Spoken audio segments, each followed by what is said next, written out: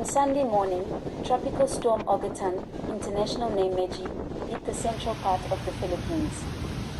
The wind speed was about 80 kilometers per hour with gusts up to 110 kilometers per hour.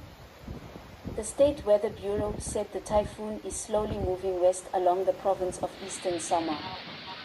But a number of southern provinces on the main island of Luzon have also been hit by Storm Agaton and are already flooded with torrential rains.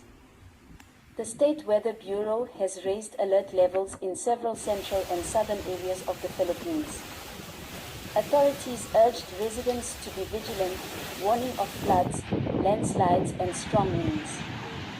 Also in coastal areas there are large waves, which is risky for most ships. To date, there is no information about the victims and damage caused. Agaton is the first tropical storm to hit a Southeast Asian country in 2022. Located in the Pacific Ring of Fire, the Philippines is among the countries most prone to natural disasters, including volcanoes, earthquakes, and about 20 typhoons a year.